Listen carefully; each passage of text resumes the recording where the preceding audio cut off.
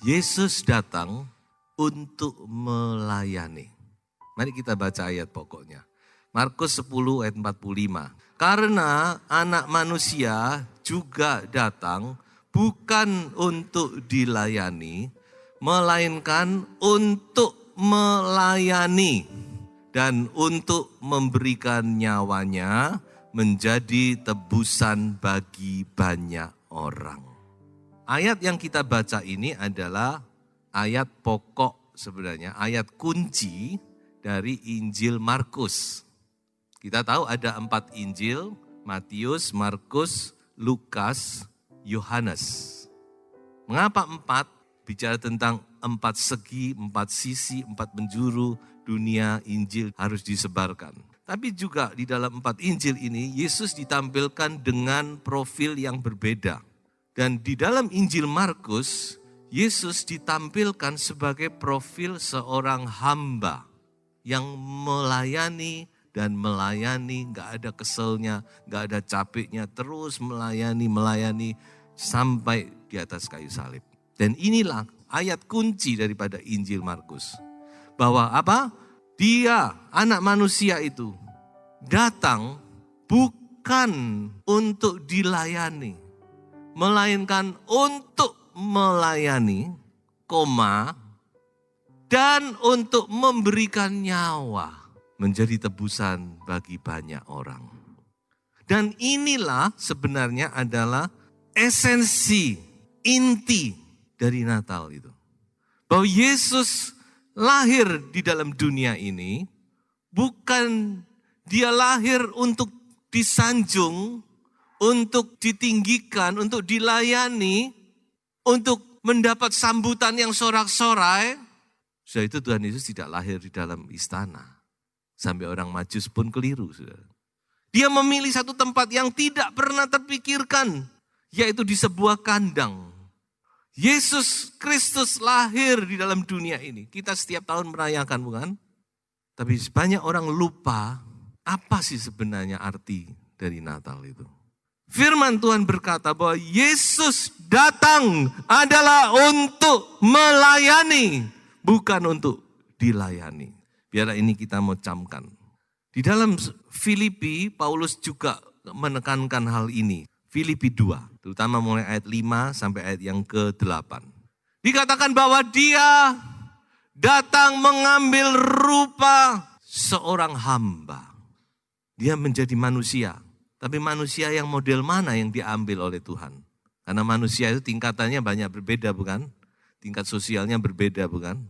Tapi dikatakan oleh Alkitab bahwa Yesus mengambil rupa seorang hamba. Nah, saudara-saudara, mari kita tanamkan hal ini di dalam hati kita. Bagaimana Tuhan Yesus mengambil rupa sebagai seorang hamba datang ke dalam dunia.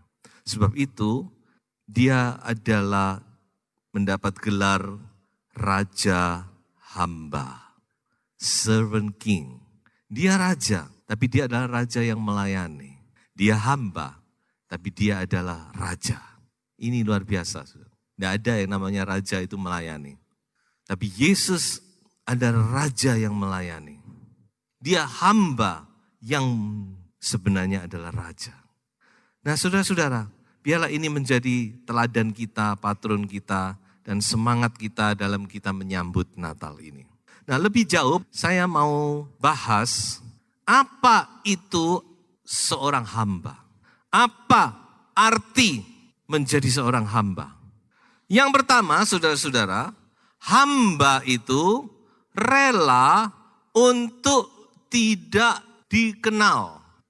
Kalau zaman dulu, saudara-saudara, orang mau make seorang hamba atau zaman dulu itu kan budak ya. Budak itu kan dijual beli. Itu orang tidak perlu tahu dia dari mana, siapa papanya, siapa nama mamanya. Yang penting dia bisa bekerja, dia kuat. Nah, demikian juga dengan Yesus.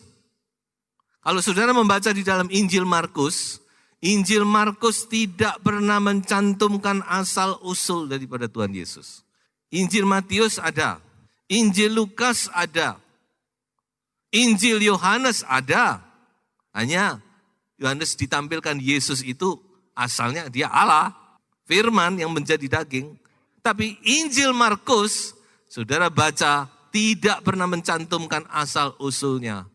Karena Yesus adalah hamba dan hamba itu tidak perlu dikenal. Nah saudara-saudara, ini bertentangan dengan hati kita, bukan? Setiap orang ingin dikenal orang, ingin dipromosikan, ya, ingin menonjol, ingin populer, bukan? Saya khawatir nih, semangat-semangat yang demikian justru bertentangan dengan Alkitab. Firman Tuhan berkata bahwa hamba itu tidak perlu dikenal. Sebab itu dikatakan Yesus dia lahir di sebuah kandang. Tidak ada promosi, tidak ada pemberitaan, tidak ada status. Nah saudara-saudara, bagaimana sekarang dengan semangat kita mengiring Tuhan? Semangat kita dalam melayani Tuhan. Apa motivasi, tujuan kita? Apakah untuk self-promotion atau untuk Jesus promotion? Untuk mempromosikan Tuhan Yesus, bukan mempromosikan diri kita sendiri. Nah ini menjadi renungan kita. Ini adalah hal yang sangat luar biasa. Seorang hamba itu rela untuk tidak dikenal. Gak ada yang kenal. Dia melayani dengan senyap, tapi hasilnya ada. Yang kedua, hamba itu rela melayani. Atau saya balik, hamba itu melayani dengan rela. Melayani sih melayani. Tapi ada orang melayani itu dengan rela, ada yang melayani dengan tidak rela, saudara, terpaksa. Hamba itu rela, saudara-saudara. Dia melayani. Paulus pernah ngomong gini dalam 1 Korintus pasal 9 ayat 16. Karena jika aku memberitakan Injil, aku tidak mempunyai alasan untuk mengemegahkan diri, sebab itu adalah keharusan. Celakalah aku jika aku tidak memberitakan Injil. Paulus sudah sampai taraf begitu, saudara. Bagi Paulus kalau dia tidak melayani, itu satu hal yang mendatangkan hukuman. Dia berkata, celaka aku kalau aku tidak melayani. Ayat 17. Kalau andai kata aku melakukannya menurut kehendakku sendiri, artinya dengan kerelaan, kansin lei, rela. Kalau aku melakukan dengan rela, aku akan menerima upah. Tapi kalau aku melakukannya tidak rela, saya gampangkan, maka pemberitaan itu adalah tugas yang ditanggungkan kepadaku. Jadi dia nggak bisa lari dari tugas ini. Rela tidak rela, dia harus lakukan. Ini luar biasa. Kita harus punya pedoman ini. Memberitakan Injil, melayani itu bukan masalah option. Tapi itu no option.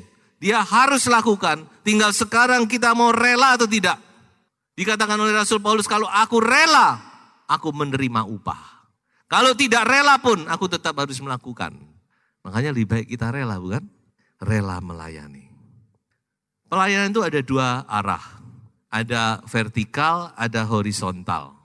Vertikal itu kepada Tuhan, dan horizontal itu kepada sesama. Mari saya akan berikan beberapa ayat untuk menjadi masukan kita. Ya, vertikal kepada Allah. Janganlah hendaknya kerajinanmu kendor, biarlah rohmu menyala-nyala, dan layanilah Tuhan. Pesan firman Tuhan kepada kita, kita melayani Tuhan itu harus dengan roh yang menyala-nyala. Semangat. Roh ini sudah harus kita jaga. Roh pelayanan ini jangan sampai pudar, saudara.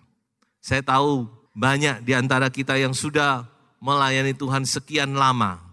Saya yakin itu semua tidak sia-sia. Tetapi yang perlu kita jaga, yaitu bagaimana roh ini tetap menyala-nyala, saudara-saudara.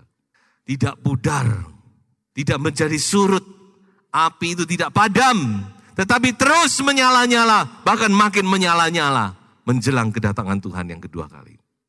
Yang kedua, yaitu kepada sesama horizontal. Coba kita baca ayat ini. Saudara-saudara, memang kamu telah dipanggil untuk merdeka, tetapi janganlah kamu mempergunakan kemerdekaan itu sebagai kesempatan untuk kehidupan dalam dosa, melainkan layanilah seorang akan yang lain oleh kasih.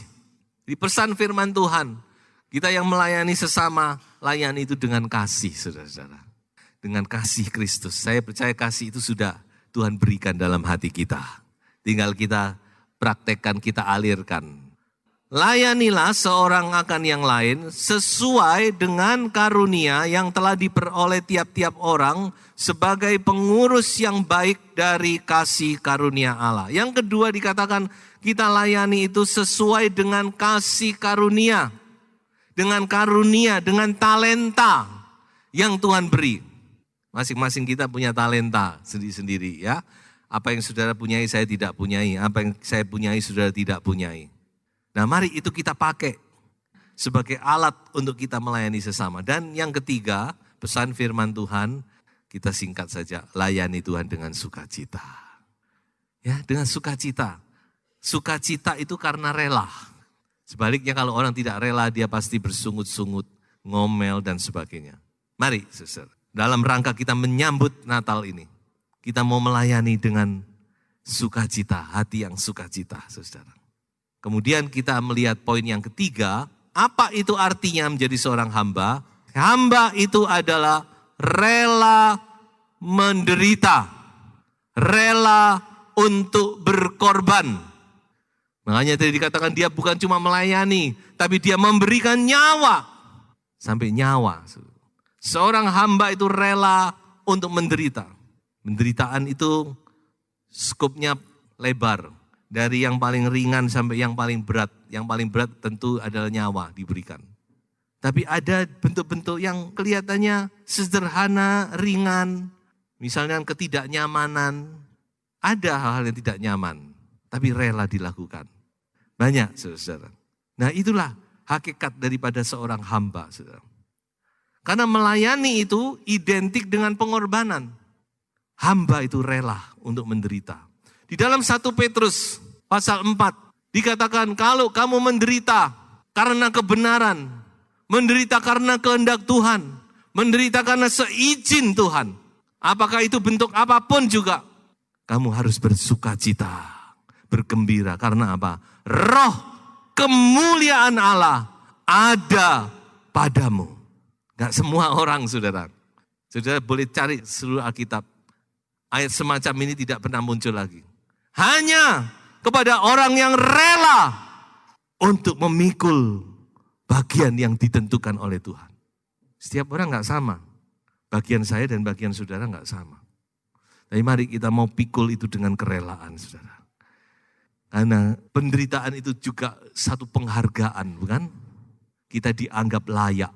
Ya, saya masih ingat waktu Tuhan Yesus berjalan ke atas Golgota. Seorang yang tidak ada sangkut pautnya, Simon orang Kirene, ditarik oleh pasukan, suruh ikut mikul. Apakah sia-sia? Tidak sia-sia.